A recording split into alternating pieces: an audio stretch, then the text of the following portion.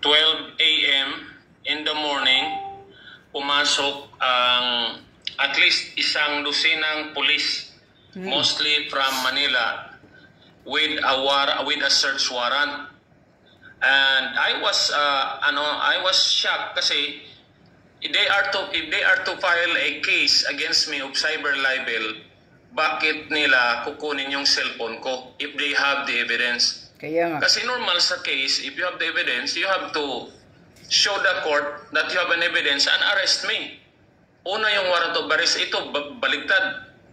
Inuna nilang kunin yung cellphone ko at PC ko, personal computer ko sa bahay. They barged in at middle of the night and refused me to have my lawyer witness tingnan sa, nyo, sa grabe, ginawa kaabusado. ng mga polis.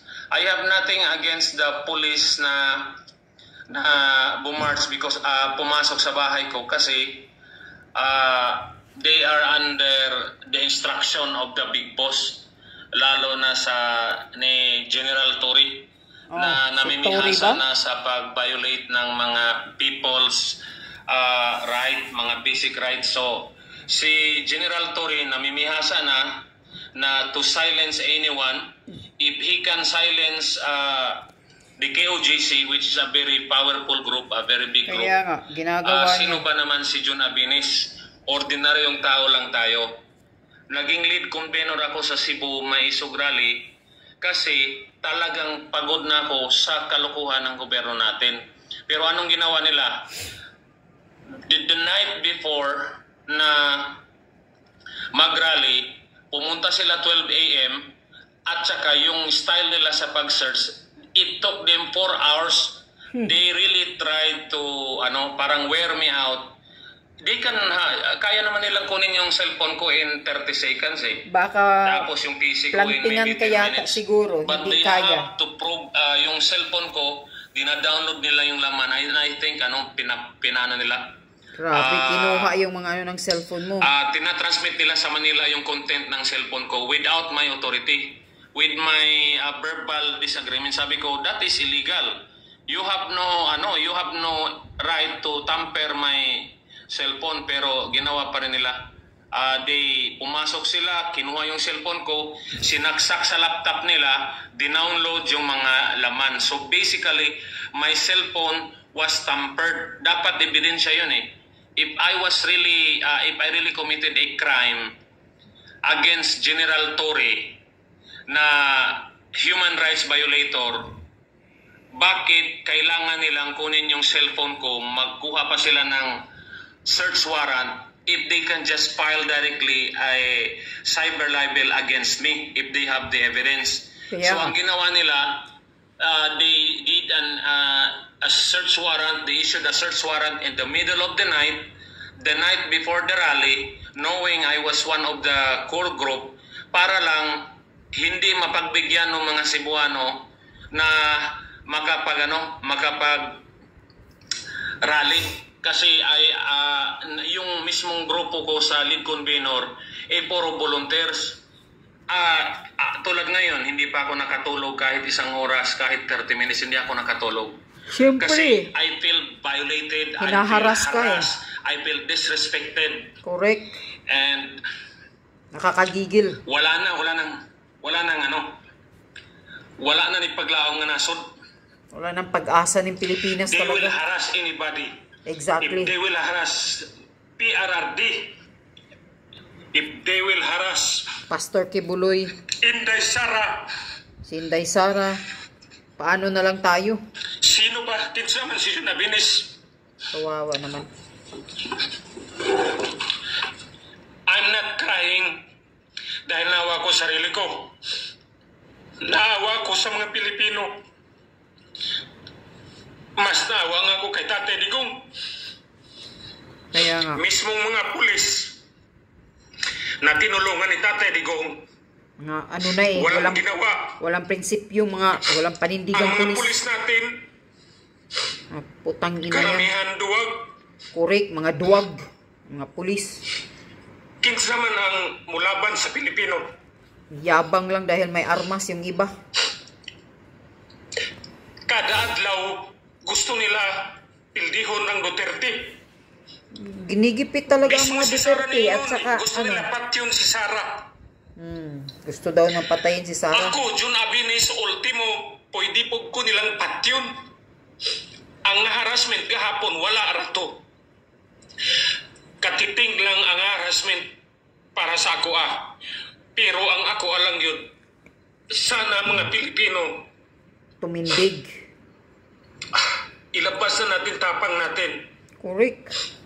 Kasi kaya nilang isa-isahin ang mga lumalaban sa bangag administration. Tama. Papayagan ba natin na basta-basta na lang yung mga Duterte isa-silence nila?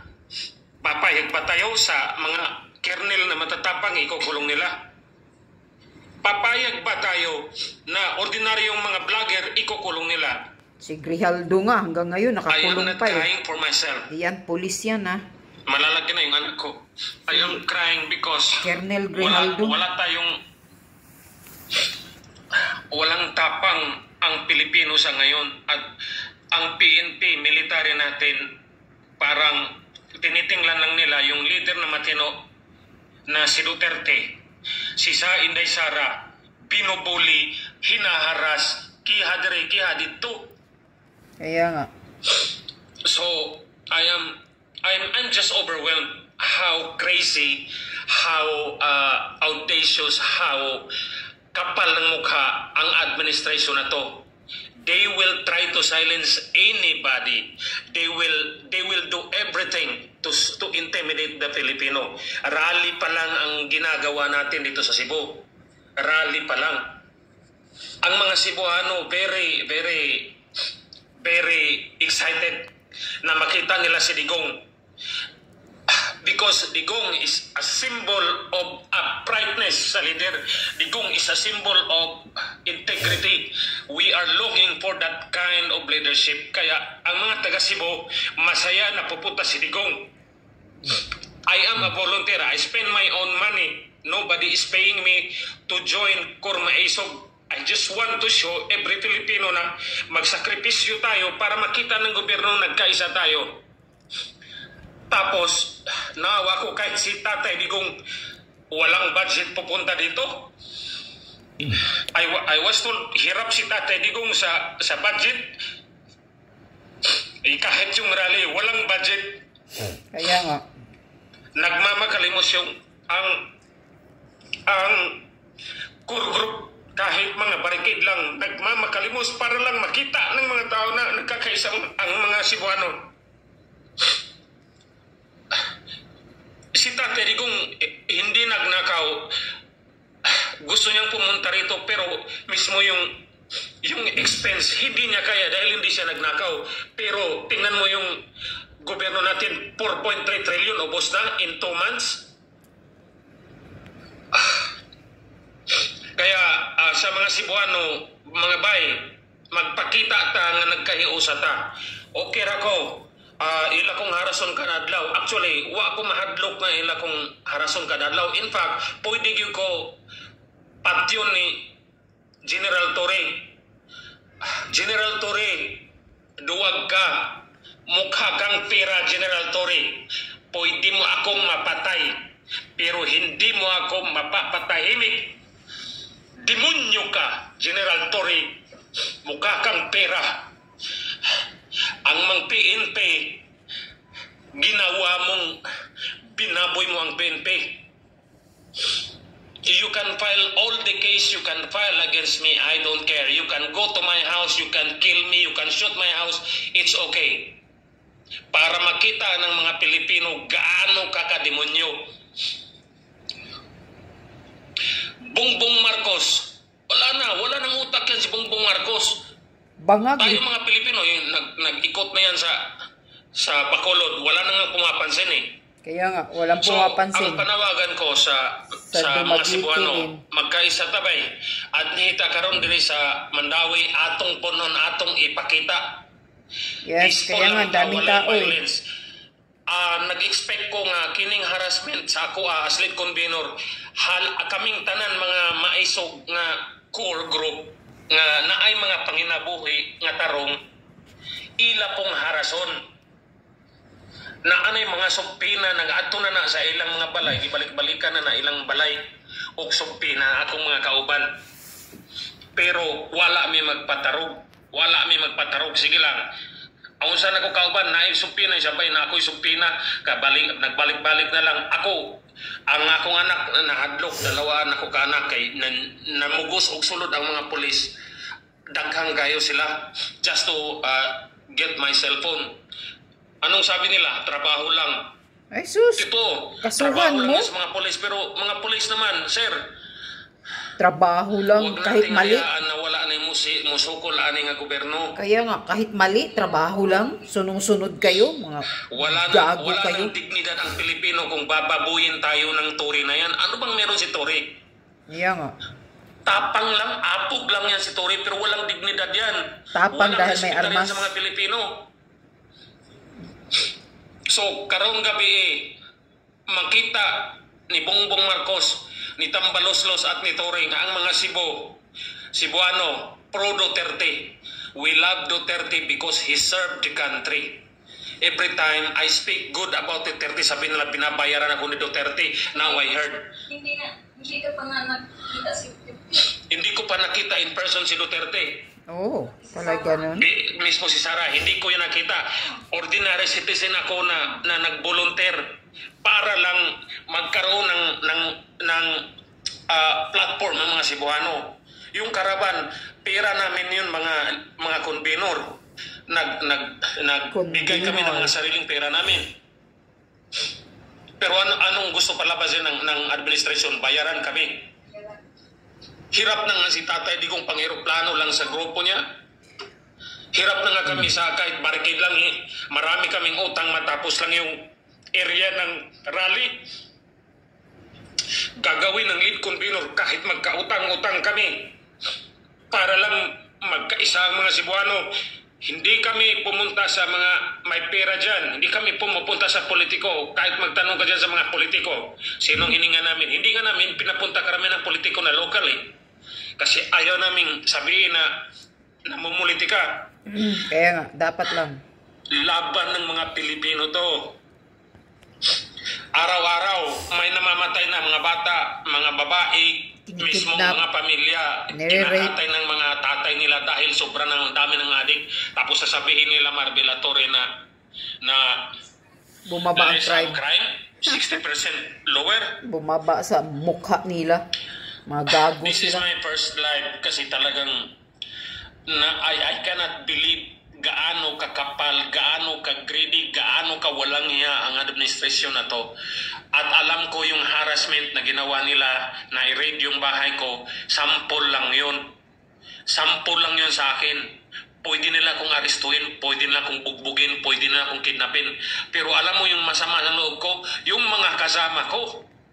Kasi yung mga kasama ko, sabi nila, sir, di kaya tayo i-harass? Sabi ko, okay lang, una akong preso. Yun ang sabi ko kahit yung sa vlogger na 37. I'm not afraid na ikulong ako. Pero kung may masama sa loob ko, ang mga pulis natin, ang mga sundalo, Kaya nga, dinubli tahimik yung lang. sweldo nyo. Hindi nyo maprotektahan yung presidente na matino. Hindi nyo maprotektahan ang mga Pilipino. I am almost sure I will die this year. Oh my God. Because Bongbong administration, Marbel, and Tory are evil. They will kill people for greed.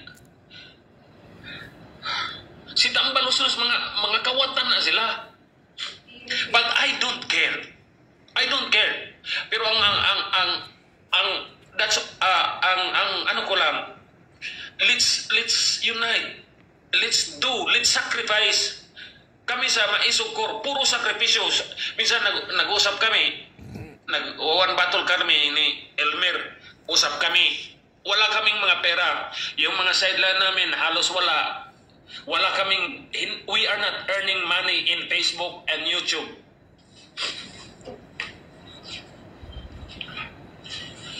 So, sa mga Cebuano, mga boss, mga bay, atong puno ng Mandawi, atong ipakita sa tibuok Pilipinas nga ang mga Cebuano Kaya nga, ang Pro daming Duterte. tao nga eh, Pro sa Duterte, rally. dili tungod kay Pro Bisa, pareho tan Bisa. Pro Duterte ta because nanghanap ta og leader nga isog og mo serbisyo sa tao. Mao na ako kanang protect inday, wa na kay lasin din ako, wa na kay lasi Duterte na ako, si Tatay Digong, wa na nako na meet in person, pero I will sacrifice my time, my money, my effort, even my life, para lang suportahan kay why halos isog sa Pilipino, mga Duterte na lang ang isog. Mga duwag na ang karamihan eh. Isog Kanya-kanya lang man yan. ko, pero mas isog mong yung Duterte mo, bitaw nga, dapat ato silang suportahan. Si Tatay Digong, wa na na ikusog. Matanda na May sa panaligo na Tedix. to. Unsa pa man gusto na to isulti ni Tatay Digong sa ato ang mga sundalo, mga pulis. Unsa man nga klase nga hangyo, anong klaseng pakiusap ni Tatay Digong para matauhan ng Pilipino? Anong klaseng pakiusap? I don't care. Sa akin, okay na, I decided to dedicate myself on advocacy for Philippines kasi wala na tayo pupuntahan ibang lugar, isa lang bansa natin. Pero sa mga pulis naman natin, grabe. Ang mga pulis, hinaharas yung matitinong tao. Pero yung mga adik, naglipa na sa lansangan. Kaya nga, pinabayaan. Kahit makita nila sa kalsada. I think that's my message sa mga kami dito sa Luzon.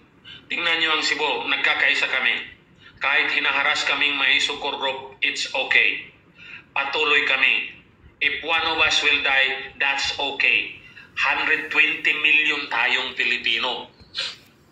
Pwedeng pumatay si Bangag, si Tambaloslos, at si Tory. Pwede ang pumatay ng 10, pwedeng pumatay ng 100, pwedeng pumatay ng 1,000, pero 120 million tayong mga Pilipino.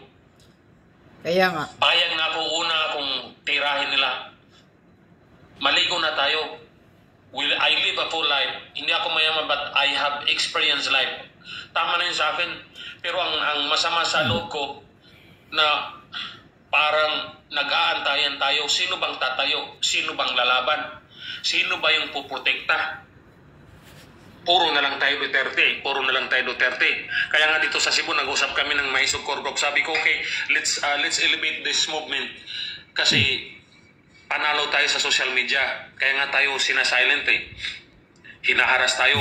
Pero yung social media can only do so much. The true thing that can make change is action. Kaya pupunta tayo sa kalsada. Kaya last Sunday nagkaraban tayo dito sa Cebu. At ngayon mismo I check parang umuulan. But I think Cebuano will still come. Pumunta nga si Tatay Digong kahit hindi na halos makalakad dito sa Cebu, pupunta pa rin yung matanda just to inspire us. From Mindanao to the airport to the rally. Kita mga Cebuano, dili ta makabaktas kutob Mandawi to prove ourselves nga nagkayusa ta. Ang ako ara, makita lang ko ni Tatay Digong nga isog gihapon ug makasagit ra kog Duterte. Good na ko. Makita lang kog mga Cebuano bisag 10,000, 20,000, happy na ko. Kay ngano, bahalag gamay ra basta puro isog. Kung sao man ang daghan pero walay klaro.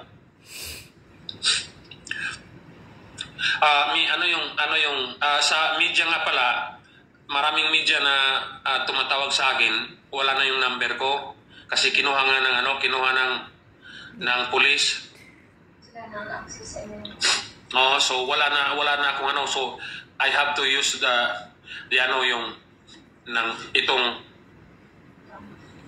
account na to. May mga comment, I'll read some comment, bring them on camera. Anyway, ito lang ipapakita ko. No, tingnan nyo. Ito siya, si Jun Abinis, ang apelyido niya. Taga Cebu siya.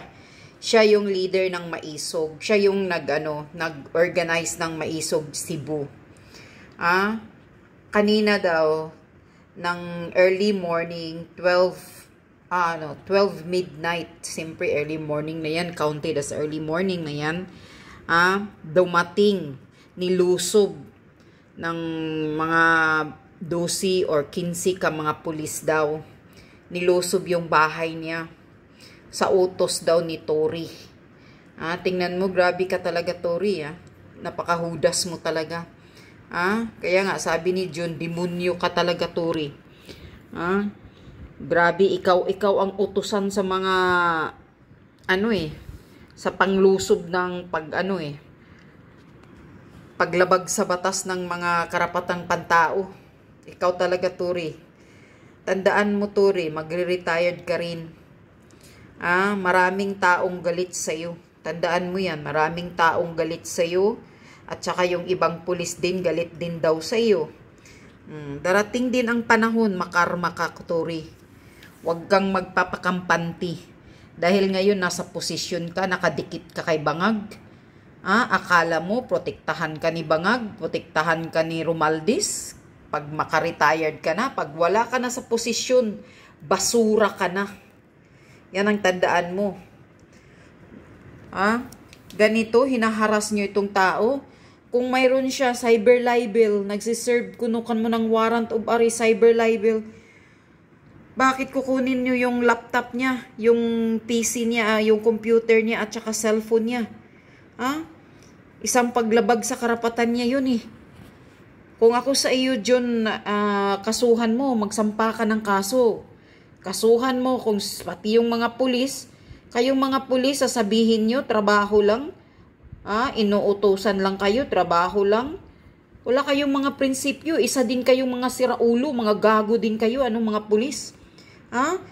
Susunod kayo sa utos, kahit alam ninyo na mali, alam ninyo na paglabag sa karapatan ng tao yan. Mali yung ginagawa, inuutos sa inyo, sinusunod ninyo, tapos sasabihin niyo, trabaho lang. Ay, mga putang ina pala kayo. Mga wala kayong panindigan, wala kayong prinsipyo. Sunod-sunuran lang kayo. Bakit? Takot kayo matanggal? Takot kayo mawala ng trabaho?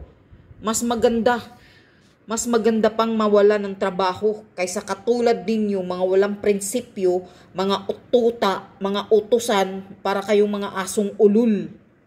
Yan ang katotohanan. Mas maganda pang walang matanggal sa trabaho. Basta nasa tama kayo. Pero prinotektahan ninyo, takot kayong matanggal ng trabaho, inuutusan kayo ng mali. Kung ipapadila sa inyo yung papakainin kayo ng tai, kakain din kayo. Dahil inutusan kayo, dahil takot kayong matanggal sa trabaho. Ganun ba yun? Trabaho lang. Wala kayong mga prinsipyo. Nasaan na yung pinagsusumpaan ninyo bilang pulis? Alam ninyong mali ang utos. Bakit susundin nyo? Dapat sana manindigan kayo. Diba nasa serbisyo kayo to protect the people? Pero anong ginagawa ninyo? Pinoprotektahan nyo lang ang gobyernong itong inutil na putang inang gago. Yan ang katotohanan. Wala kayong mga prinsipyo. Wala kayong mga dignidad. Wala kayong mga mga pulis kayo. Hinaharas, tinanggalan ng cellphone. Diyos ko po. Grabe, sobrang panghaharas na to yung ginagawa. Kaya alam mo, John, hindi na ito madadala sa rally-rally itong gobyernong ito Kaya nga, si Tatay Digong sana umaksyon na kayo. Hilain nyo na itong gobyernong ito. Isa lang naman to Pag mahila ninyo si Bangag Marcos Jr., itapon nyo sa basura yan, tahimik lahat yung mga dumidila sa puwit ni Bangag dyan. Pag si Bangag ay natanggal ninyo, nahila ninyo, umaksyon kayo, yung lahat na nasa demonyo na sa gilid ni Bangag, matatanggal lahat ang mga yagbuls ng mga yan. Tingnan nyo lang. Kaya sabihin nyo, mag-rally-rally, hindi na manhid na itong putang inang gobyernong ito Hindi na ito nakikinig sa mga sigaw natin.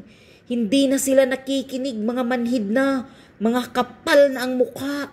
Dahil nga mga demonyo, ang tinitingnan nila, pira na lang. Pira-pira na lang ang gusto nila. Gusto nila didilaan niya ang huling sintimo ng Pilipinas. Ayan, pinasabog na ni Tatay Digong. Na binibinta na inuubos na ang gold reserve ng Pilipinas. Sa huli niyan, wala nang value ang piso, ang pera ng Pilipinas. Pag wala na tayong gold reserve, ang pera ng Pilipinas, ng bansa natin, wala nang value yan. Yan ang katotohanan. Nagkaroon lang ng value ang pera natin dahil pag ang bansa may gold reserve, yan ang mataas na value. Pag malaki ang gold reserve mo sa isang bansa, halimbawa yung bansang Amerika, mataas yung gold reserve nila, marami silang gold, kaya mataas yung value ng pera nila. Yun. Pero tayo, inubos na ni bangag. Wala ngang transparency. Hindi nga sinabi sa atin sa publiko kung magkano ang income sa gold na bininta nila. Kung saan nila binibinta ang gold reserve ng Pilipinas. Hindi yan pagmamay-ari ni Marcos Jr. ang gold. Putang ina yan. Pagmamay-ari yan ng publiko ng Pilipinas. Kaya hindi na ito basta-basta itong ginagawa ng gobyernong ito. Kaya lahat kayo, yung mga nagtulog-tulugan, yung mga duwag dyan, magkaroon naman kayo ng tapang. Tumindig kayo. Magkaisa tayo sa katotohanan. Grabe na itong pang-aabuso ng gobyernong bangag na to, nakakagigil na. Hintayin nyo. Kung ayaw nyong kumilos, hintayin nyo. Pag na kayo ang mabibiktima, kayo ang aabusuhin, kayo ang haharasin. At hihintayin ninyo na yung mga anak ninyo ay ma-rape, makidnap ng mga drug addict at patayin. Yun. Pag magpatanga-tanga kayo, ayaw nyong kumilos, ayaw nyong makiisa, sige, hintayin nyo na kayo ang mabiktima ng drug addict, yung mga anak ninyo ang mabiktima ng drug addict bago kayo kumilos. Hintayin nyo yan.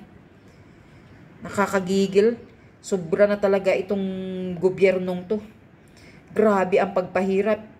Inubos ang pera ng Pilipinas. Mga bilihin sobrang mahal. Yung Maharlika funds, wala nang balita. Yung PhilHealth zero budget. Paano na lang kayo pag nagkasakit kayo? Mahal pa ang bilihin. Wala pa kayong healthcare protection. Sana, Diyos ko po, sana darating ulit ang virus Mag-pandemic ulit Magkaroon ulit ng virus buong mundo. Tingnan natin. Tanginang gobyerno to, nakakahiya ang Pilipinas ngayon. Alam mo, sa yung mga tao doon sa nakilala ko dito sa ibang bansa, magtatanong sila, bakit binoto ninyo ang Marcos? 'Di ba? World record yung pamilya niya ng mga magnanakaw. Bakit binoto nyo pa yung anak? Sabi, ako pa mismo nagsasabi, isa din yan.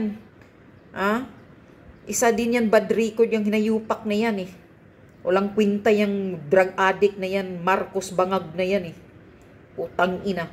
Record talaga ng mga kawatan talaga. Di na nahihiya. Ang kapal ng mukha mo, Bangag.